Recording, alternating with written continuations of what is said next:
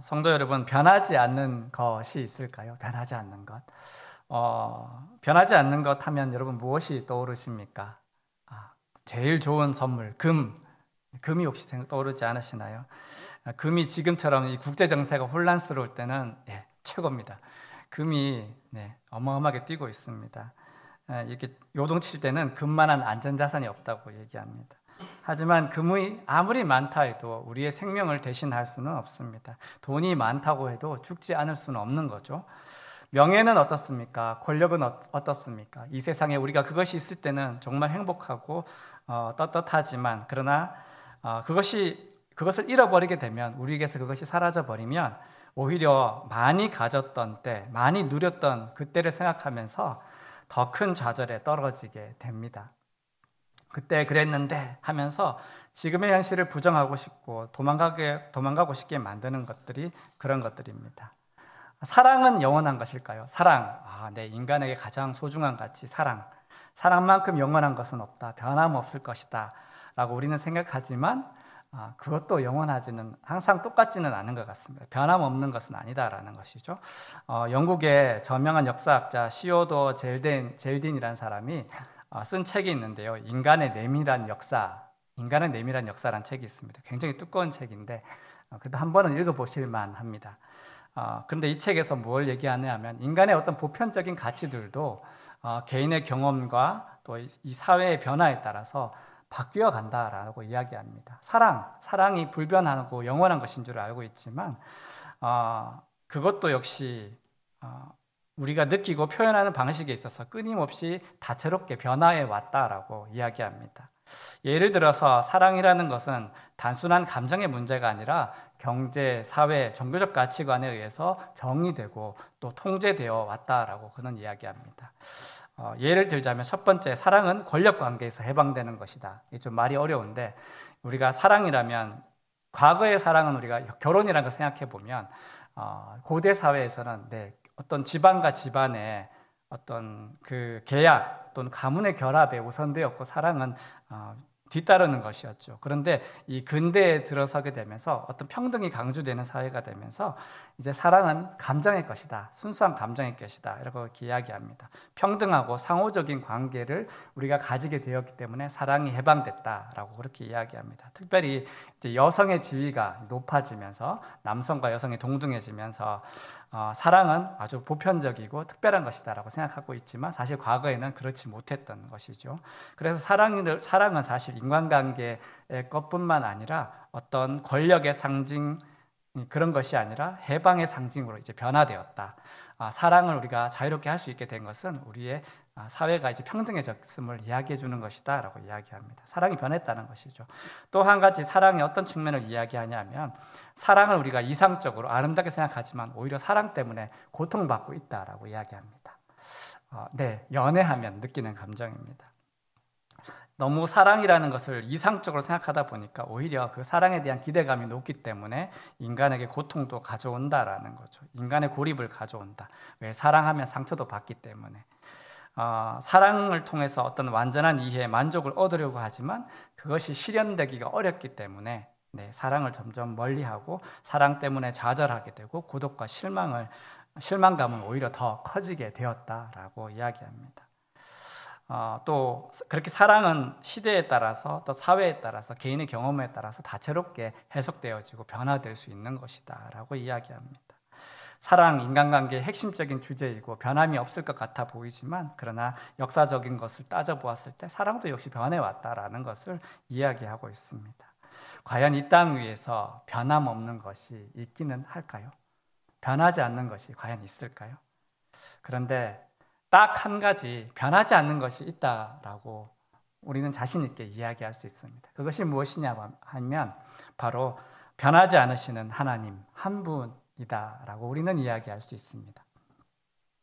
하나님입니다. 바로 하나님이십니다. 하나님은 절대 변함이 없으십니다. 우리가 지어지기 전부터 하나님은 계셨고 우리의 인생 가운데 함께하고 계시고 우리 이후에도 하나님은 변함없이 우리의 믿는 자들과 함께하여 주시는 것입니다. 오늘 본문 말씀에서는 하나님을 세 가지로 정의하고 있습니다. 첫 번째는 창조주 하나님입니다. 창조주 하나님, 변함없으신 하나님. 이사야 45장 18절 하반절 말씀을 우리 같이 한번 화면을 보시면서 읽으면 좋겠습니다. 시작.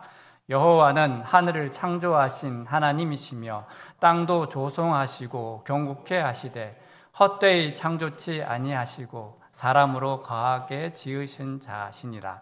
그 말씀에 나는 여호와라 나 외에 다른 이가 없느니라. 아멘. 우리가 믿고 섬기는 하나님은 온 세상을 창조하신 하나님이십니다. 저 높고 푸른 하늘도 만드신 분이시고 싱그러운 열매, 아름다운 꽃과 나무, 끝없이 펼쳐지는 초원과 광활한 대지를 지으신 분도 하나님이십니다. 또한 그 깊이를 알 수 없는 바다와 그 안에 온갖 먹거리들로 가득하게 채워주신 분도 하나님이십니다.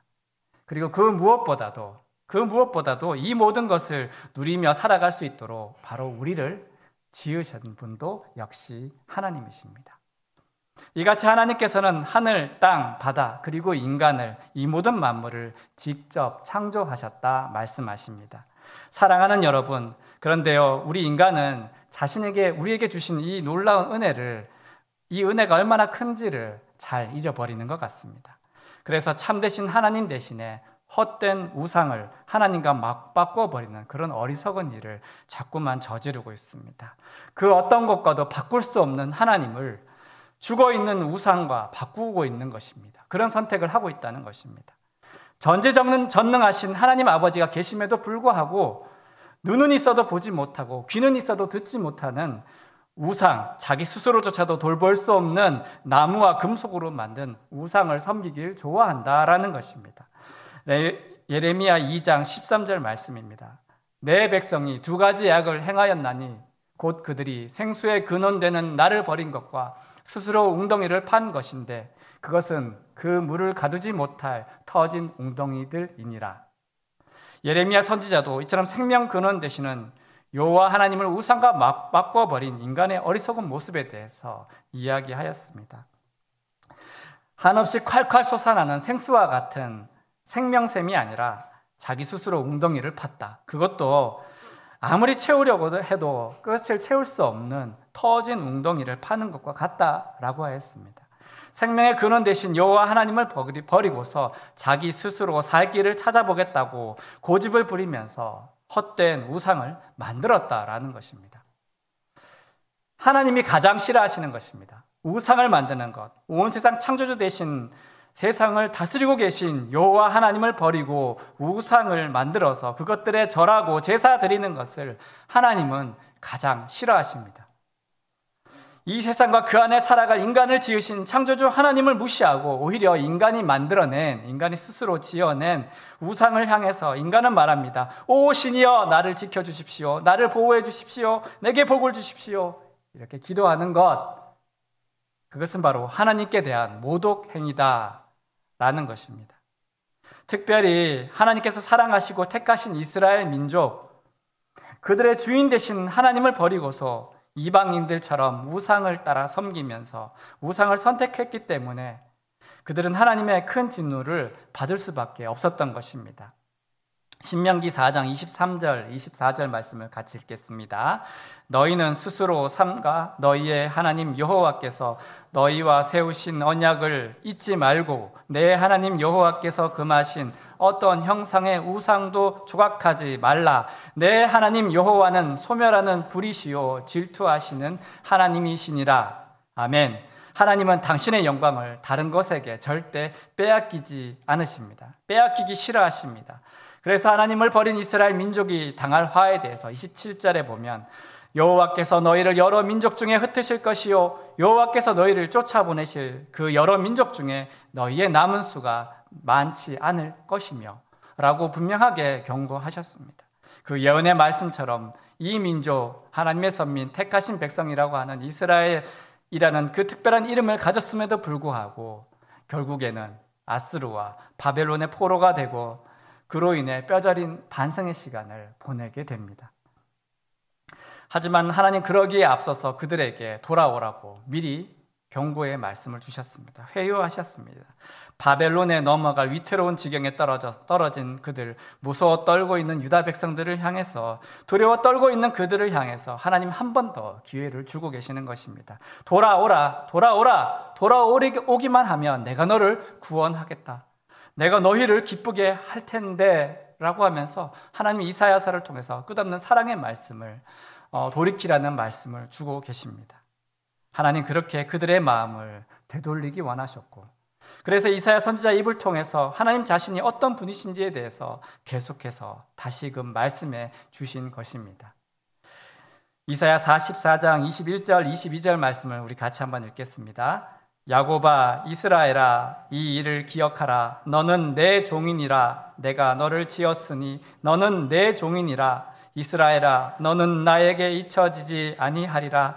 내가 내 허물을 빽빽한 구름같이 내 죄를 안개같이 없이 하였으니 너는 내게로 돌아오라. 내가 너를 구속하였음이니라. 아멘. 아멘. 제가 어떤 분이 이런 설교하신 말씀을 들었습니다. 창세기 1장 1절 말씀만 분명하게 믿고 고백할 수만 있어도 그 사람 인생은 달라진다. 창세기 1장 1절만 확실하게 믿고 있으면 그렇게 살아가지 않는다. 그런 이야기였습니다. 여러분 창세기 1장 1절은 뭡니까? 태초에 하나님이 천지를 창조하시니라. 네, 우리 다 아는 말씀입니다. 지난주에 성경 암송하면서도 귀에 이가 박히도록 인이 박히도록 우리 들었던 구절입니다.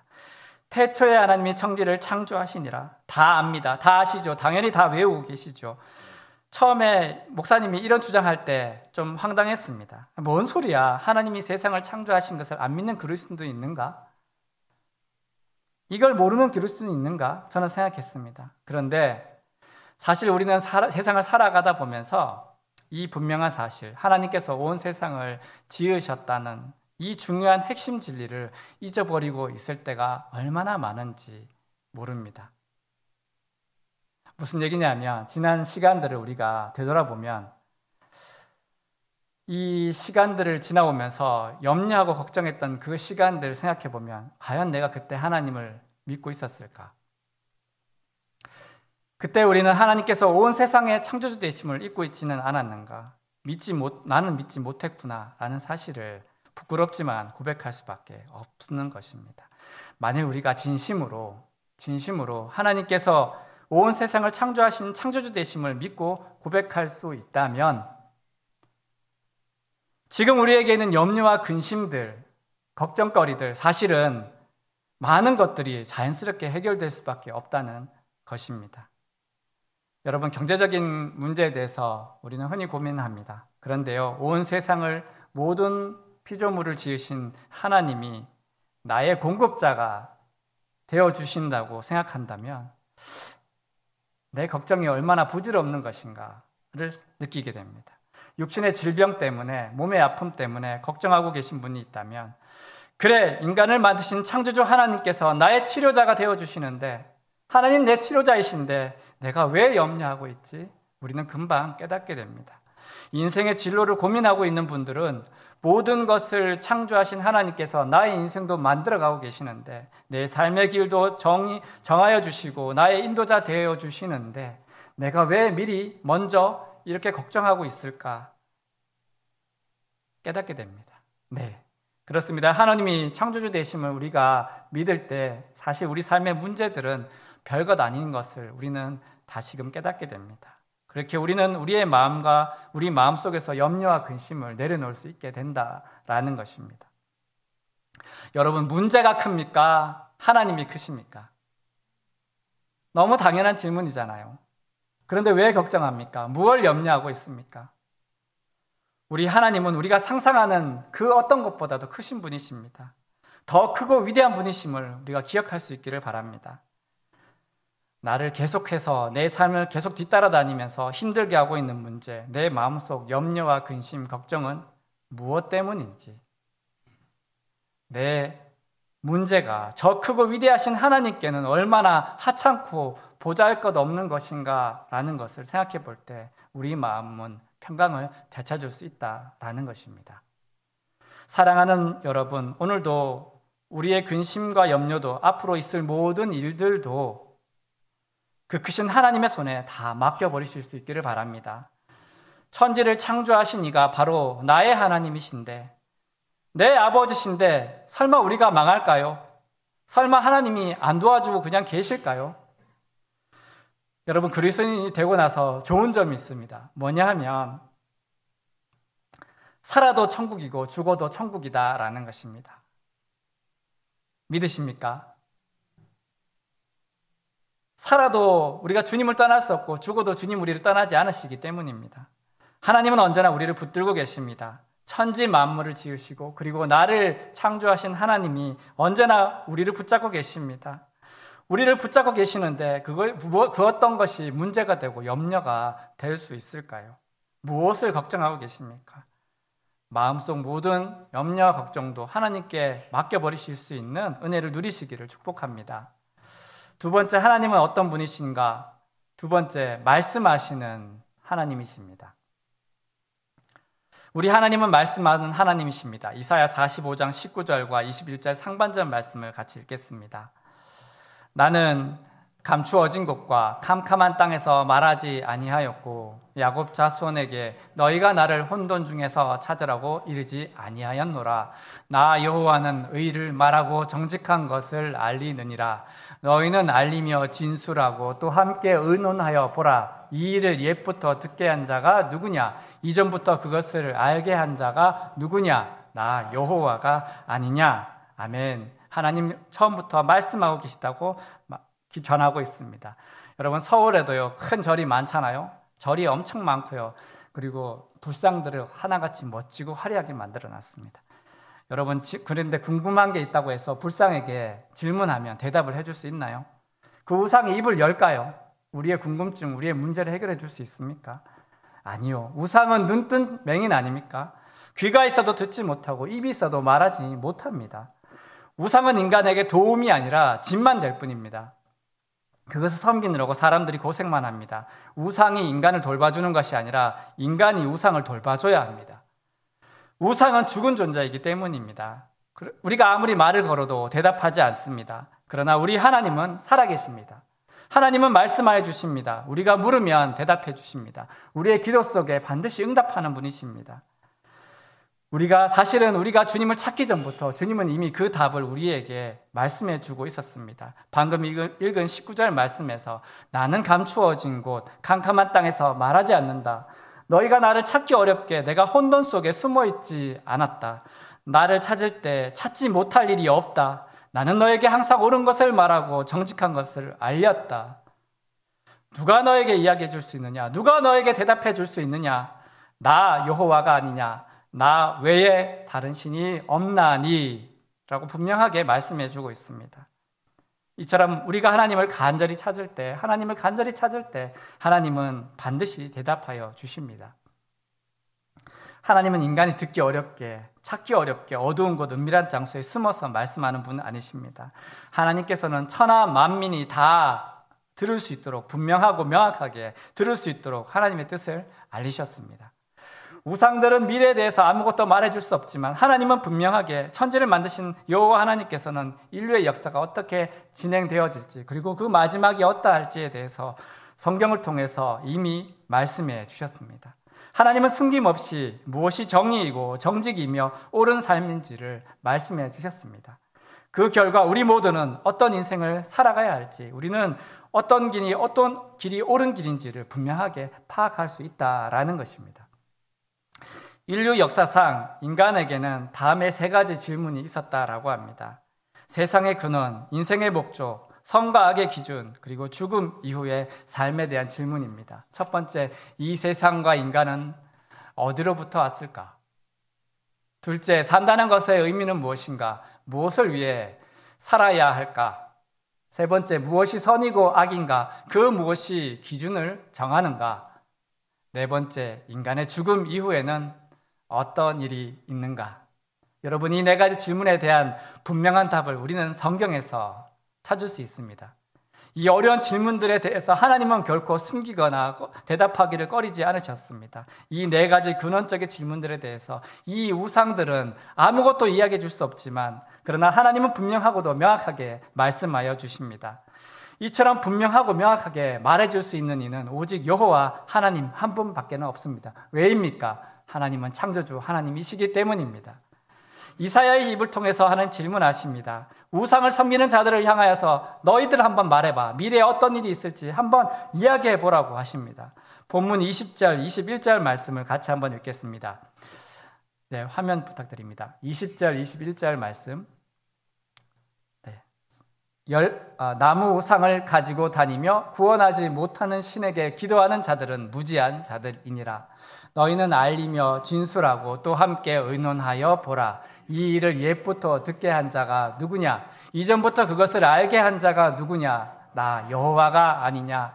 나 외에 다른 신이 없나니 나는 공의를 행하며 구원을 베푸는 하나님이라. 나 외에 다른 이가 없느니라. 아멘. 왜 우상은 대답을 못합니까? 그것은 신이 아닌 죽은 물건이기 때문입니다. 우리는 이번 달 이사야서 말씀을 통해서 큐티를 하면서 또 말씀 묵상하시면서 이사야서에서 끊임없이 반복되는 구절이 있다는 것을 알고 있습니다. 뭡니까? 오늘 설교 제목이기도 한데요. 나 외에 다른 이가 없느니라. 나 외에 다른 이가 없느니라.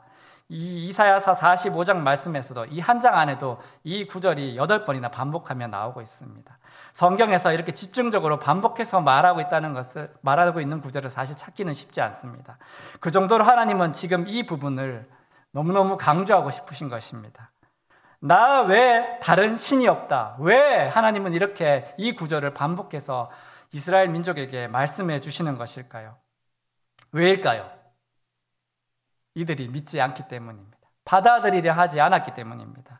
자꾸만 여호와 하나님 말고 다른 신을 찾고 여호와 하나님보다 더 센, 어쩌면 더 먼저 있었을지도 모르는 신이 있을 것이라 착각했기 때문입니다. 가나안 땅의 이방 신전을 보면서 그것에 있는 크고 멋진 우상을 보면서 농사를 짓고 살려면 농업의 신을 섬겨야 되겠네. 자식을 많이 낳아야 우리 대가 잘 이어지고 우리가 번성할 수 있는데 출산의 신을 섬겨야 되는 거 아닌가 생각했습니다. 엄청난 착각을 했습니다. 이 한심한 이스라엘 민족을 보면서 하나님 말씀하십니다. 하나님이 얼마나 답답하셨으면 5주 답답하셨으면 이처럼 반복 또 반복하고 계시는 것일까요? 세상에 다른 신은 없다고 말씀해주고 계신 것이었을까요? 여러분, 하나님은 지금도 온 우주 만물을 통해서 전하고 계십니다. 이 땅을 창조하신 분은 여호와 하나님이시다. 주님의 다른 신은 없다고 분명하게 말씀하고 계십니다. 하나님은 오늘도 우리에게 선명하게 말씀해 주고 있습니다. 성경을 읽고 들음으로써 하나님의 음성을 들으실 수 있기를 바랍니다. 주님만이 참 하나님이심을, 그리고 성경만이 우리가 믿을 분명한 믿음의 기초가 된다는 것을 믿음으로 받아들이실 수 있기를 바랍니다. 세 번째입니다. 하나님은 어떤 분이십니까? 세 번째, 찬송의 주인 되시는 하나님이십니다. 우리 찬송이 되시는 하나님이십니다. 하나님은 온 세상 만물의 찬양과 경배를 받기 원하십니다. 우리의 예배를 받기에 합당하신 하나님이십니다. 왜 하나님은 찬송을 받으셔야 될까요? 이 세상을 만드신, 창조하신 하나님이시기 때문입니다. 그리고 우리를 창조하셨기 때문입니다. 하나님은 모든 자연이 드리고 있는 찬양을 오늘도 받고 계십니다. 온 피조세계가 자신을 지으신 하나님을 찬양하고 있다라고 성경은 말씀합니다. 그런데 이상하게 참 말이 안 되지만 오직 인간만이 자신을 창조한 하나님을 무시하고 하나님께 올려드릴 그 영광을, 하나님이 받으셔야 하는 그 찬송을 우상에게 드리고 있다라는 것입니다. 그리고 하나님은 이 죄악을 결코 그냥 지켜보고 있지는 않겠다라고 말씀하십니다. 23절 말씀입니다.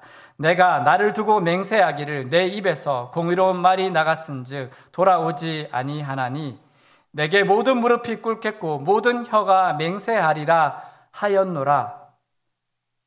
하나님은 우상이 뺏어간 그 찬양을 다시 되찾겠다 말씀하십니다. 우상 앞에 꿇었던 무릎들이 다시 하나님 앞에 무릎 꿇게 만들겠다 하셨습니다. 또 모든 혀가 하나님을 따르기로 충성 맹세할 것이다 라고 말씀하십니다. 24절 말씀을 우리 같이 한번 읽겠습니다. 내게 대한 어떤 자의 말에 공의와 힘은 여호와께만 있나니 사람들이 그에게로 나아갈 것이라. 무릇 그에게 노하는 자는 부끄러움을 당하리라. 아멘. 사람들은 정의와 능력을 오직 여호와께만 있다라고 말할 것입니다. 여호와를 부인하고 여호와를 향해서 화내며 대항했던 자들이 다 부끄러움을 당하게 만들겠다라고 하십니다.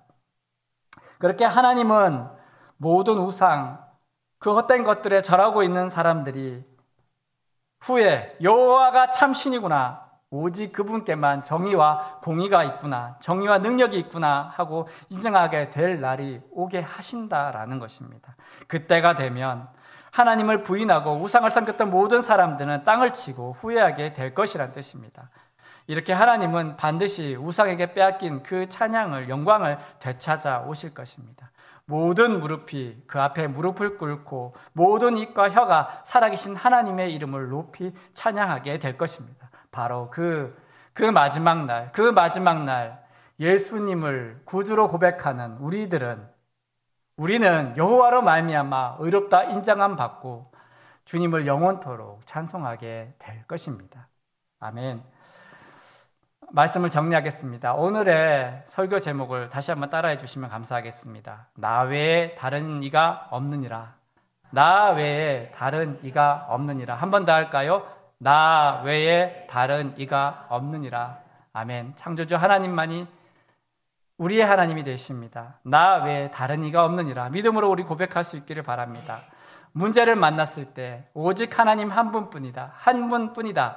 우리는 믿음으로 고백할 수 있기를 소망합니다.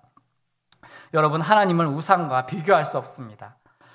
그렇지만 우상이 끊임없이 우리의 마음을 도전하면서 하나님을 향한 우리의 마음을 흔들려고 합니다.